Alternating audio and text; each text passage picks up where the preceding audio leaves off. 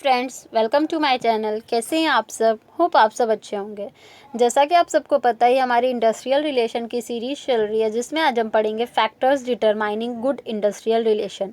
अगर आपको अपने इंडस्ट्रियल रिलेशन को अच्छा बनाना है तो उसके लिए कौन कौन से फैक्टर्स ज़रूरी होते हैं। तो पहला जो है वो है आपका history of industrial relation. Every enterprise has its own good and bad history of industrial relation. हर जो इंटरप्राइज, हर जो कंपनी होती है, हर जो इंडस्ट्रीज़ होती है, उसका चाहे अच्छा चाहे बुरा, उसका इंडस्ट्रियल रिलेशन कुछ ना कुछ उसकी हिस्ट्री होती है इंडस्ट्रियल रिलेशन की, चाहे वो अच्छी हो चाहे वो ख़राब हो। A good history is marked by a harmonious relationship between the management and workers. जो अगर अच्छी हिस्ट्री है, मान लीजिए किसी कंपनी के बारे में कोई एक अच्छी हिस्ट्री है कि हाँ, इसका जो इंडस्ट्रियल रिलेशन था, इसके जो वर्कर्स और मैनेजमेंट के बीच अंडरस्टैंडिंग थे वो बहुत ही अच्छे थे, तो उससे हमें पता चलता है कि हाँ, जो इसकी हिस्ट्री थी इंडस्ट्रियल रिलेशन से वो अच्छी थी। A bad history is contrast is characterise by militant strikes, lockout and घिराउस।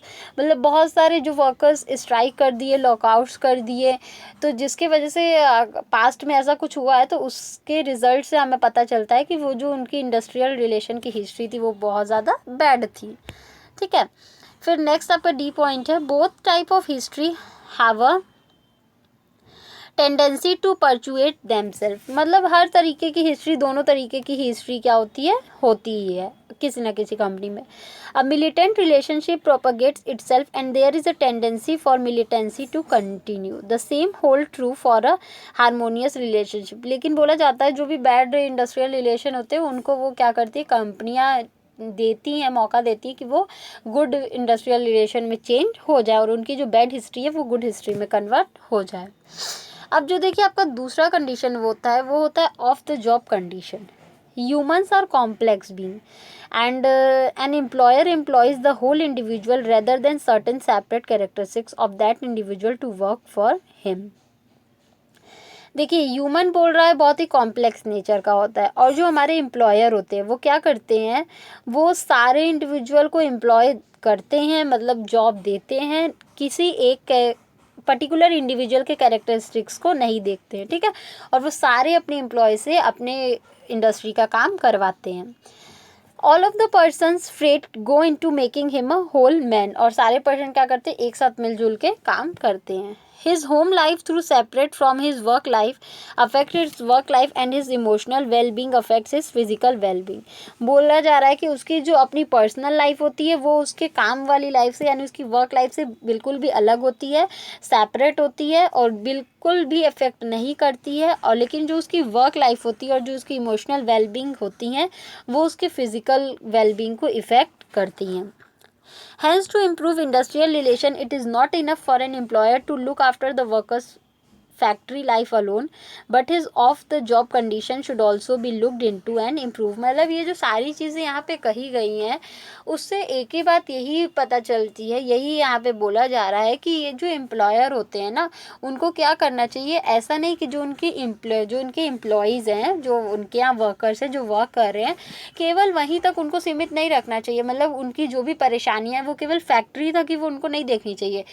Job के अलावा भी अगर उनको कोई प्रॉब्लम है, उनके जो भी पर्सनल इश्यूज़ हैं वो उनको भी देखने चाहिए। जैसे ऐसा तो नहीं ना कि वो बहुत ज़्यादा गरीब है या उसको बहुत ज़्यादा अपने पर्सनल लाइफ में इश्यूज़ हैं, तो क्या करना चाहिए, जो भी एक एम्प्लॉयर है उनको उसके ऑफ द जॉब कंडीशन को भी देखना चाहिए और उसको इम्प्रूव करने की कोशिश करनी चाहिए। ठीक है, अब जो नेक्स्ट है वो है आपका एनलाइटेंड ट्रेड यूनियंस। ठीक है, थर्ड पॉइंट है आपका A strong and enlightened labor movement which helps to promote the status of labor without harming the interest of management is a crucial imperative for maintaining good industrial relation। ठीक है, मतलब बोला जा रहा है कि अगर आप लेबर के वर्क पे ज़्यादा से ज़्यादा ध्यान दोगे, लेबर पे ज़्यादा से ज़्यादा ध्यान दोगे, उनको मोटिवेट करोगे, उनको इनकरेज करोगे काम करने के लिए, तो आपका इंडस्ट्रियल रिलेशन क्या होगा, अच्छा बना रहेगा। A responsible union should encourage employees to should shoulder their responsibilities in such a way as to beneficially at contribute toward the industry. एक जो देखिए यूनियन होता है ना, मतलब जो लीडर होता है एम्प्लॉयज़ का, वर्कर का जो भी लीडर होता है, ठीक है, उसको बोलते हैं यूनियन। वो क्या करता है, हमेशा इनकरेज करता रहता है वर्कर्स को कि वो क्या करे, ज़्यादा से ज़्यादा अच्छा काम करे, जिससे कि उसको भी बेनिफिट हो और जिस इंडस्ट्री के लिए वो वर्क कर रहा है उसको भी बेनिफिट मिले। Also, they should exhort workers to produce more, persuade the management to pay more, mobilize public opinion on vital labor issues and help the government to enact progressive labor laws. ठीक है, और क्या करता है वो workers को भी motivate करता है कि आप ज़्यादा से ज़्यादा प्रोडक्शन करिए, और मैनेजमेंट को भी ये करता है कि आप ज़्यादा से ज़्यादा उसके लिए वर्कर्स को पे करिए. जो फोर्थ पॉइंट है वो है आपका economic satisfaction of workers. It has been recognise by psychologist that human needs have a certain priority and the basic need for survival can be classified as the most important one. ऐसा माना गया है, मतलब एक research के हिसाब से भी ऐसा माना गया है कि जो ह्यूमन की नीड्स होती है उसकी जो अगर आप प्रायोरिटी उसको सबसे पहले देते हो तो वो बहुत ही अच्छी होती है, और जो भी बेसिक नीड्स होती हैं ना उसको जीवन अपना व्यतीत करने के लिए, अपने जीवन को बिताने के लिए जो भी उसकी बेसिक नीड्स है ह्यूमन की, उसको भी क्या करना चाहिए, इम्पॉर्टेंट कंसिडरेशन देना चाहिए. ठीक है, उसको भी मतलब ध्यान में रखना चाहिए एम्प्लॉयर को. नेक्स्ट जो पॉइंट है वो है आपका most humans are dominated by this need for survival and work to satisfy this need. बहुत सारे ऐसे इंसान होते हैं जिनको ये सारी चीज़ें भी, उनकी जो ज़रूरत की चीज़ें होती हैं ज़िंदा रहने के लिए, वो भी उनको नहीं मिल पाती हैं, जिस वजह से वो क्या करते हैं, उसी ज़रूरतों को पूरा करने के लिए काम करते हैं. It is more so in under developed countries where workers like under extremely harsh condition and have to fight for basic substances. बहुत सारी कंट्रीज़ है जो कि अंडर डेवलप्ड है, जो कि पूरी तरीके से डेवलप नहीं हुई है, वहाँ के पर्सन को बहुत ज़्यादा मुश्किलों का सामना करना पड़ता है, बहुत ज़्यादा प्रॉब्लम को फेस करना पड़ता है, और इवन कि मतलब नॉर्मल सर्वाइवल के लिए, अपनी लाइफ सर्वाइवल के लिए जो बेसिक नेसेसिटीज़ होती हैं, बेसिक चीज़ें होती हैं, उनको भी इकट्ठा करने के लिए उनको बहुत ज़्यादा मेहनत करनी पड़ती है. Thus, an important prerequisite for good industrial relation is economic satisfaction of the workers. इसीलिए बोला जाता है कि वर्कर्स के जो भी सेटिस्फैक्शन है, ठीक है, उनकी जो भी ज़रूरतें हैं वो एम्प्लॉयर को, मैनेजमेंट को ध्यान में रखनी चाहिए और उनको पूरा करना चाहिए. जो हमारा नेक्स्ट पॉइंट है फिफ्थ, वो है public policy and legislation. There are 3 major forces which determine industrial relation. इसमें 3 ऐसे फोर्सेज होते हैं, फैक्टर्स होते हैं जो कि इंडस्ट्रियल रिलेशन को डिटरमाइन करते हैं. दे आर द एम्प्लॉयर, यानी जो फर्स्ट एम्प्लॉयर यानी वर्कर्स, द यूनियन और हमारी गवर्नमेंट, यानी एम्प्लॉयर, एम्प्लॉय और जो हमारे गवर्नमेंट है वो. ठीक है, यानी एम्प्लॉयर जो काम करा रहा है, एम्प्लॉय या यूनियन जो काम कर रहे हैं, और जो हमारी गवर्नमेंट यानी जो सरकार है. जो इसमें नेक्स्ट पॉइंट है वो है it also applies equally in so far and as regulating employ relations go. The government in all countries at times interference in the management union relationship by enforcing labor laws and by seeing it to that the goals of a society as a whole take precedence over those of both parties. बहुत समय ऐसा क्या होता है, बहुत सारी countries में ऐसा होता है कि जो हमारी सरकार होती है वो देखती है कि जो भी हमारे मैनेजमेंट हैं, यानी जो भी एम्प्लॉयर हैं, वो अच्छे से वर्क कर रहे हैं या नहीं कर रहे हैं, वो अपने वर्कर्स को सेटिस्फाई कर रहे हैं कि नहीं, उनकी नीड्स एंड वांट्स पूरी हो रही हैं या नहीं हो रही हैं. इसलिए वो क्या करते हैं, बहुत सारे नियम भी बना देते हैं, मतलब रूल्स एंड रेगुलेशन भी बना देते हैं, और फिर उसको देखते हैं कि वो कंपनियाँ उसको फॉलो कर रही हैं या नहीं कर रही हैं. ठीक है, जो आपका नेक्स्ट पॉइंट है वो आपका better education. Industrial worker specially in India are uneducated. जैसे कि जो वर्कर्स होते हैं जो इंडस्ट्री में काम करते हैं, और ज़्यादातर इंडिया में ही, वो वहाँ के वर्कर्स क्या होते हैं, अनएजुकेटेड होते हैं, मतलब पढ़े लिखे नहीं होते हैं.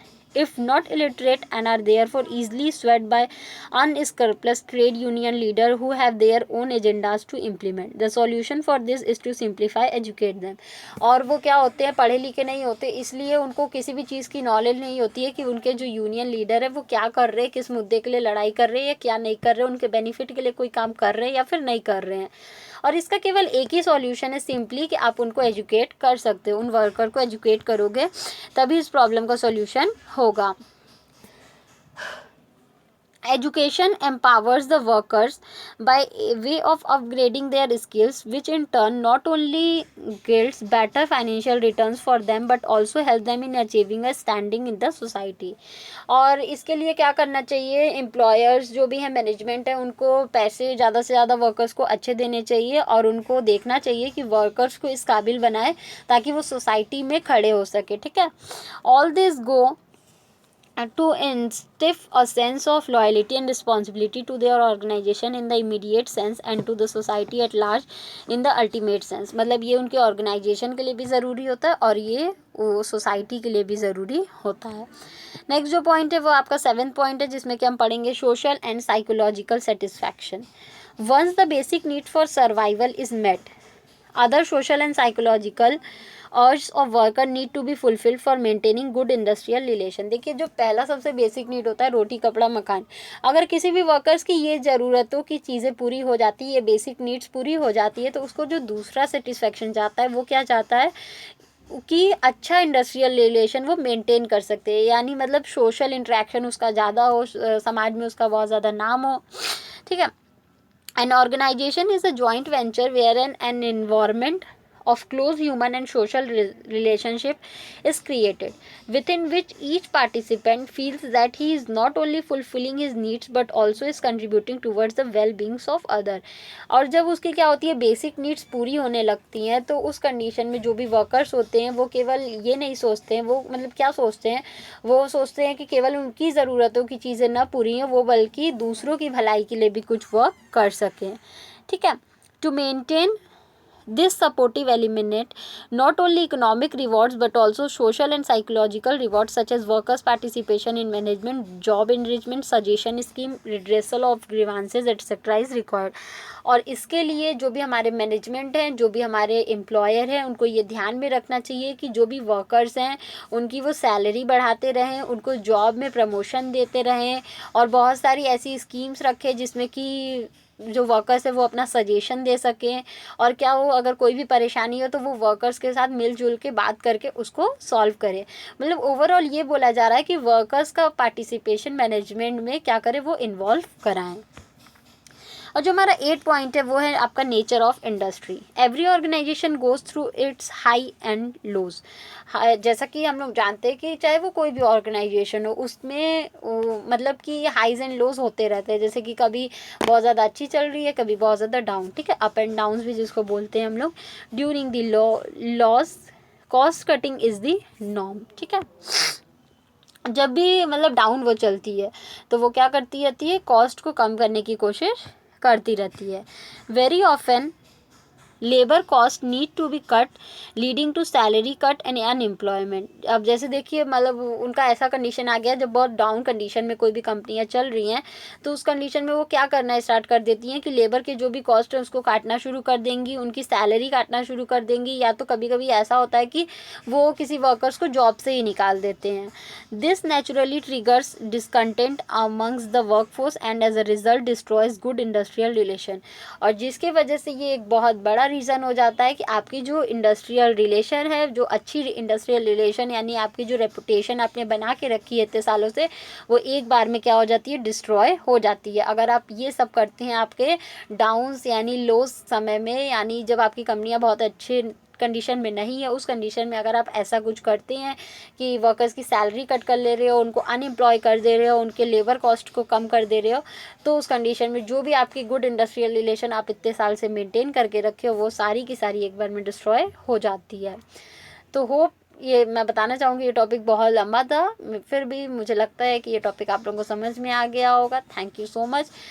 अगर किसी को कोई भी दिक्कत हो तो मुझे कमेंट सेक्शन में कमेंट करके ज़रूर बता सकता हो. अगर किसी को इस सब्जेक्ट या किसी भी सब्जेक्ट के नोट चाहिए तो वो मेरा डिस्क्रिप्शन बॉक्स देख सकता है.